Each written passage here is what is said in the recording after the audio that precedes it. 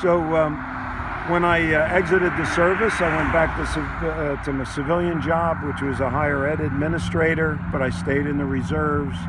A lot of the skills that I learned in the Army in terms of leadership and management, working with people, really helped me in all my civilian careers. I did that for about 16 years, and then went on to a technology career where I sold software to colleges and universities to run administrative functions like finance, HR, and student registration, those kinds of things. And I did that for 30 years.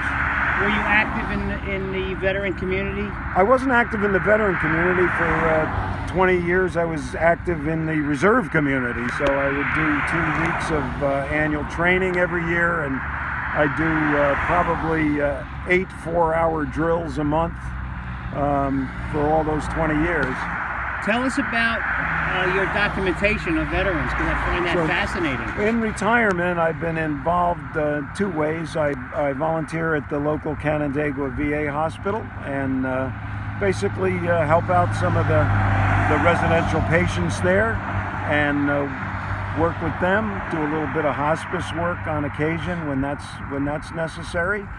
And then I also got myself certified to be a Library of Congress Veterans History Project interviewer. So as Frank is interviewing me, I on occasion interview veterans, document their military experience, and then we get it sent to the Library of Congress and categorized for future research in a digital way. So that's been very interesting. I've met some very interesting people, Tuskegee Airmen, along with Marines from Vietnam era, soldiers from Korea, and soldiers from World War II. So it's been very, very, very interesting.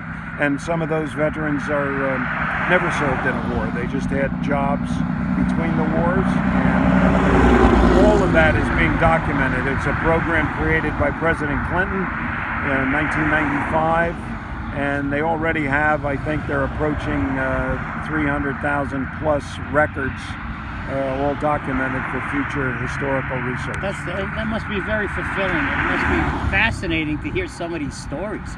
I met a Tuskegee Airman myself this past summer, and you're standing in the human spirit. I mean, you're talking about these guys are just phenomenal. I mean, that's the epitome of the human spirit, and these guys are phenomenal. So that's kind of my story. And today through a college friend, I got introduced to Frank and his journey, and helped out a little bit, getting him hooked into the Rochester area veterans community. And I'm blessed with enough health to walk a bit at my age. So I'm walking 5 miles with Frank today, and happy to do it. That's awesome. Paul Priggen and myself will be walking on Route 5 today on Thursday, and we're headed towards Waterloo. So stay with us. Peace out.